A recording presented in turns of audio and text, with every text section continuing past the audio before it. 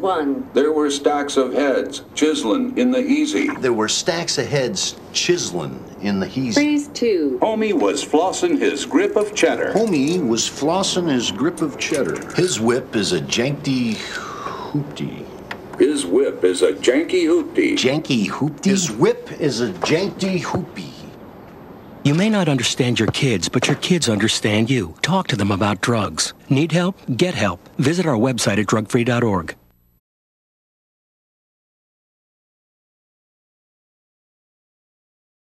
How should we remember Kurt?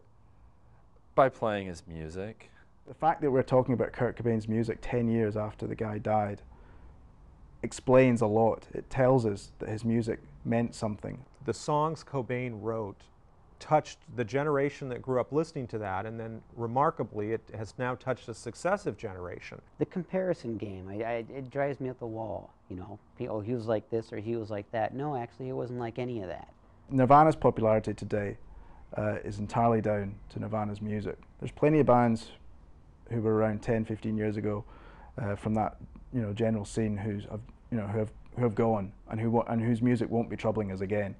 Any reputation is that he should or deserve or whatever, has to be just made on a base comparison on what this individual did. I would just hope that he'd be remembered more as not just as a musician or someone that flamed out dying of a drug overdose, but somebody that was artistic, that did a lot of paintings, that did a lot of writing, that cared about other people, and things that are going on in the world, not just himself, and as well as his music. But there's a lot of things involved to it besides just Nirvana.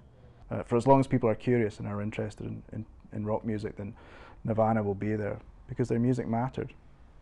Cobain, to a number of the kids that are even growing up today, has almost become like a stop you make in adolescence.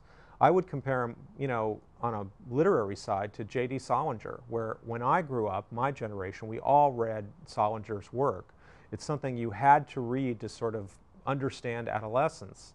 Nirvana's music, I think, plays the same musical role. It is so tied into those feelings of youth that today I see so many kids going up that end up going back to Cobain as something that they find meaning in their own lives from.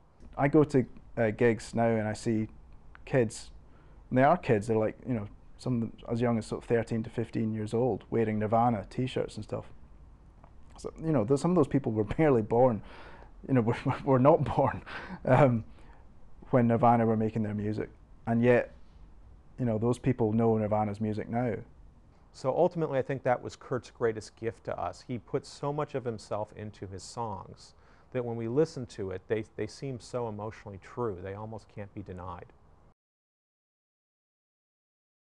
Visit our website at drugfree.org.